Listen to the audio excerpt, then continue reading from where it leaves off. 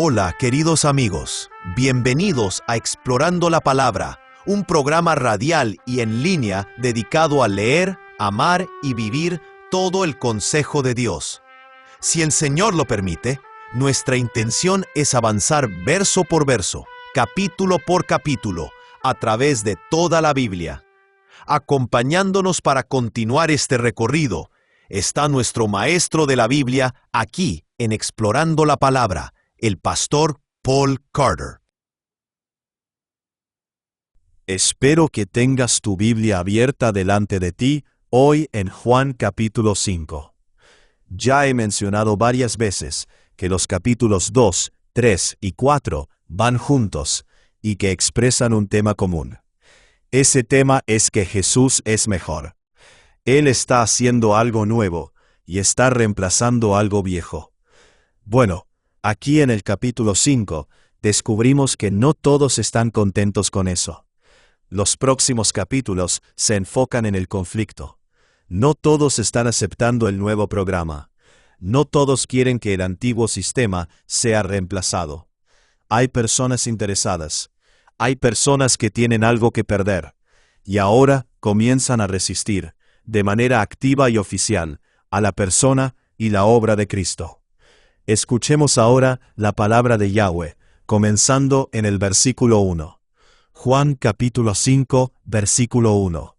Después de esto, se celebraba una fiesta de los judíos, y Jesús subió a Jerusalén. Probablemente debemos notar aquí que Jesús era un judío notablemente observante. La mayoría de los estudiosos sugieren que el hombre judío promedio solo podía costear subir a una de las 3 principales fiestas judías en cualquier año determinado. Algunas personas pobres solo podían asistir a una fiesta en toda su vida. Pero Jesús parece haber ido a Jerusalén en muchas ocasiones, para la mayoría, si no para todas, las fiestas principales. Y esto va en contra de la idea de que Jesús era pobre en el sentido en que a veces lo suponemos. Ciertamente era pobre en comparación con nuestros estándares. Ciertamente era pobre en comparación con las riquezas del cielo. Y ciertamente era pobre en el momento de su nacimiento. Lo sabemos porque la ofrenda que María y José dieron fue la ofrenda permitida para los pobres. Pero eso no significa que siguieran siendo pobres. La mayoría de las personas son pobres cuando recién se casan, y tener un bebé te hará pobre aun si no lo eras al comienzo. Pero con el tiempo, por supuesto, las cosas pueden mejorar, y uno puede avanzar. Y parece que José lo hizo. José era algún tipo de obrero calificado, y Jesús era algún tipo de obrero calificado. Así que quizás es mejor pensar en Jesús como alguien de clase media. Tenía los medios suficientes para ser un judío excepcionalmente observante, y eso no era barato. Juan capítulo 5, versículos 2 y 3. Hay en Jerusalén, junto a la puerta de las ovejas, un estanque que en hebreo se llama Betesda, que tiene 5 pórticos. En estos estaba en el suelo una multitud de enfermos, ciegos, cojos y paralíticos, que esperaban el movimiento del agua. Ahora, probablemente debemos detenernos aquí y notar que, si estás siguiendo la lectura en la ESV, entonces no tienes un versículo 4. Tienes un versículo 3 que acabamos de leer, y tienes un versículo 5 que leeremos en un momento, pero no tienes un versículo 4. ¿Qué está pasando con eso? La New King James tiene un versículo 4. Dice, Juan capítulo 5, versículo 4. Porque un ángel del Señor descendía de vez en cuando al estanque y agitaba el agua. Y el primero que descendía al estanque, después del movimiento del agua, quedaba curado de cualquier enfermedad que tuviera. Algunas traducciones ponen eso como una nota al pie. Algunas versiones lo incluyen, algunas versiones lo colocan como nota al pie, y algunas no lo tienen en absoluto. Entonces, ¿qué está pasando con eso? Colin Kruse ofrece una respuesta muy eficiente. Él dice, estas palabras son omitidas por los mejores manuscritos griegos. Sin embargo, alguna creencia semejante se presupone en Juan capítulo 5, versículo 7, es decir, capítulo 5, versículo 7. Así que probablemente lo que ocurrió aquí fue que un escriba, en algún momento, insertó una breve explicación de por qué todos estaban reunidos allí. La gente creía que un ángel agitaba las aguas, y por eso el escriba quiso explicar eso a lectores gentiles posteriores. Probablemente no estaba en el original de Juan, y probablemente fue añadido más tarde como una especie de nota de estudio. De todos modos, está claro por él. Versículo 7. Como indica Cruz, que la gente creía que algo estaba sucediendo allí, y por lo tanto una multitud considerable se reunía regularmente en aquel lugar. Juan capítulo 5, versículos 5 al 16. Estaba allí un hombre que hacía 38 años que estaba enfermo. Cuando Jesús lo vio acostado allí, y supo que ya llevaba mucho tiempo en aquella condición, le dijo, ¿quieres ser sano? El enfermo le respondió, Señor, no tengo a nadie que me meta en el estanque cuando el agua es agitada, y mientras yo llego, otro baja antes que yo. Jesús le dijo, levántate, toma tu camilla y anda. Al instante, el hombre quedó sano, y tomó su camilla y comenzó a andar. Pero aquel día era día de reposo. Por eso los judíos decían al que había sido sanado, es día de reposo, y no te es permitido cargar tu camilla. Pero él les respondió, el mismo que me sanó me dijo, toma tu camilla y anda. Le preguntaron, ¿quién es el hombre que te dijo, toma tu camilla y anda? Pero el que había sido sanado no sabía quién era, porque Jesús, sin que se dieran cuenta, se había apartado de la multitud que estaba en aquel lugar. Después de esto, Jesús lo halló en el templo y le dijo, mira, has sido sanado, no peques más, para que no te suceda algo peor. El hombre se fue y dijo a los judíos que Jesús era el que lo había sanado. A causa de esto, los judíos perseguían a Jesús, porque hacía estas cosas en el día de reposo. Ahora, creo que es claro que Jesús estaba actuando intencionalmente aquí. Había muchas personas enfermas allí ese día, y Jesús sanó a una persona, y luego se apartó. Esto fue un acto intencional. Jesús quería provocar una conversación acerca del día de reposo. Vemos eso una y otra vez en el Evangelio de Marcos. En Marcos capítulo 3, por ejemplo, leemos Marcos capítulo 3, versículo 2. Y ellos observaban a Jesús, para ver si sanaría en el día de reposo, a fin de poder acusarlo. Así que la cuestión de si era apropiado o no sanar en el día de reposo, era un punto importante de conflicto entre Jesús y los líderes judíos. Jesús pensaba que sí era apropiado. Obviamente, Jesús presentó un argumento a favor de eso en Mateo capítulo 12. Él dijo, Mateo capítulo 12, versículos 11 y 12, ¿qué hombre entre ustedes, si tiene una oveja, y ésta cae en un hoyo en el día de reposo, no la toma y la saca? Pues cuánto más vale un hombre que una oveja. Por tanto, es lícito hacer el bien en el día de reposo. Ahora, es muy importante que entendamos que Jesús nunca contradijo la ley del Antiguo Testamento. Él la cumplió, ¿verdad? Él es el Cordero de Dios que quita el pecado del mundo. Todo el sistema sacrificial del Antiguo Testamento apuntaba a Jesús, llegaba a Jesús. Así que Él lo cumplió y Él lo interpretó. Él dijo, ustedes han oído que se dijo, pero yo les digo. Jesús desafió la interpretación de la ley que ofrecía el judaísmo contemporáneo. No desafió la ley misma, ¿verdad? Así que Él dijo, ustedes han oído que se dijo, no cometas adulterio. Escucha lo que dice después. Él no dice, pero yo les digo, adelante, cometan adulterio. No, no, eso sería quebrantar la ley. Él no hace eso. Él simplemente dice, se trata de mucho más que no acostarte con tu vecina. Él dice que se trata de tener cuidado con tus ojos. Se trata de ni siquiera mirar a tu vecina de esa manera. En realidad, se trata de amar a tu esposa con toda tu persona. Jesús no contradijo, Jesús interpretó. Eso es algo completamente distinto. Recuerden, Jesús está reemplazando el antiguo sistema consigo mismo, y eso incluye a los antiguos líderes y las antiguas interpretaciones. La ley misma es santa, justa y buena, pero el judaísmo la había convertido en una carga que nadie podía llevar. Jesús está reclamando la ley como el autor y originador de ella. Recuerden, Jesús es Dios obrando y hablando, y Dios no cambia de parecer, aunque a menudo es mal representado por su pueblo. Por eso necesitamos a Jesús. Necesitamos a Jesús para aclarar lo que nosotros aún no hemos entendido. Hemos vuelto tosco, turbio y frío. Y Jesús está diciendo aquí que el día de reposo fue destinado como un regalo para el hombre. Fuiste hecho para trabajar, pero fuiste hecho para más que trabajar. Fuiste hecho para pensar, para reflexionar, para tener comunión y para adorar. Fuiste hecho para el gozo. Y se apartó un día para asegurar que tuvieras tiempo para eso. El día de reposo debía ayudarte a ti y a mí, y a la humanidad entera, a conservar aquello que es particular de nosotros como criaturas hechas a la imagen y semejanza de Dios. Sin el día de reposo, sin un día apartado para estas cosas, el hombre es poco más que un animal.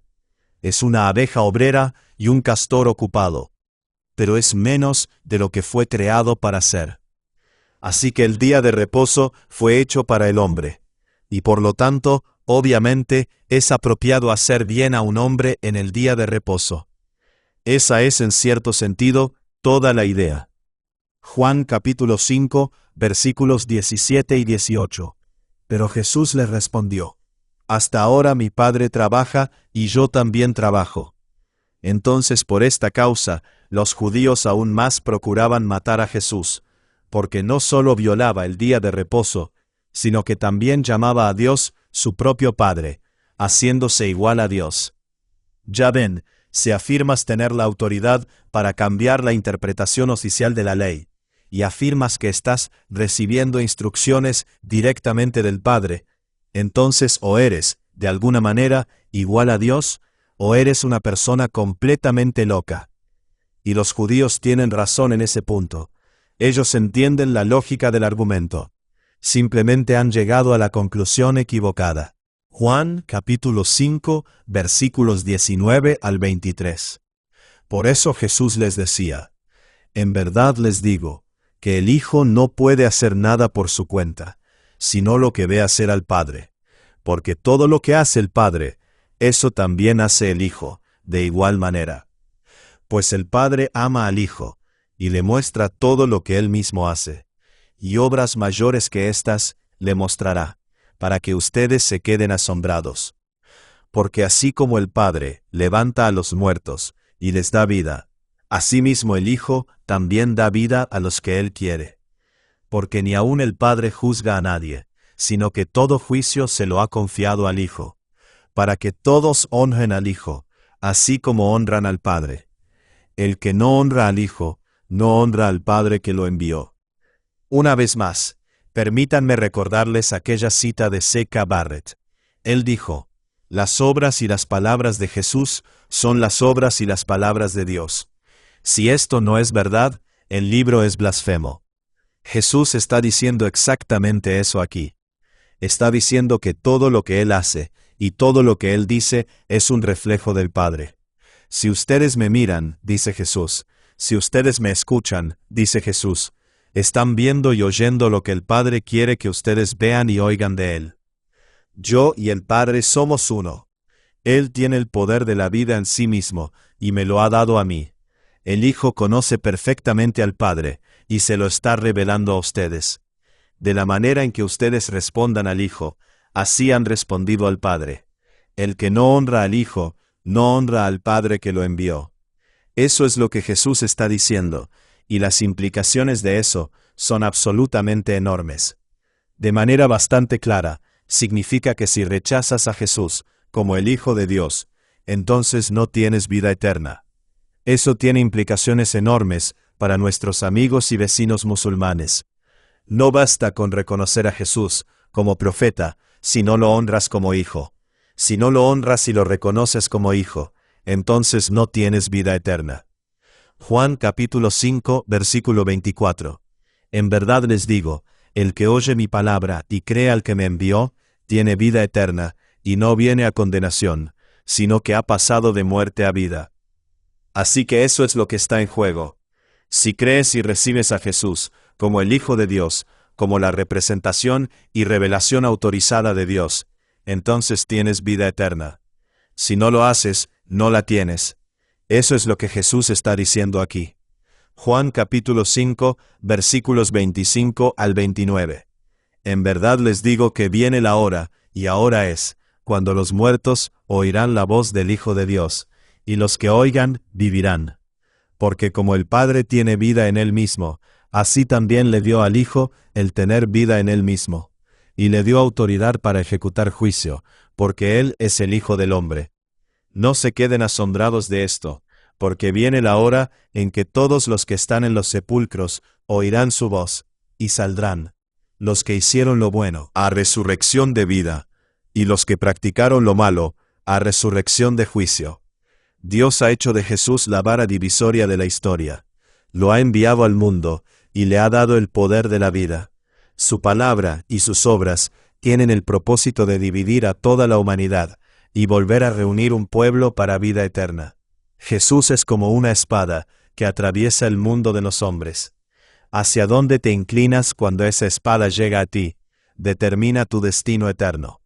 Si oyes su voz, como la voz de Dios, si ves sus obras, como las obras de Dios, y las crees, y las aceptas, entonces te has inclinado en una dirección. Te has inclinado hacia la vida.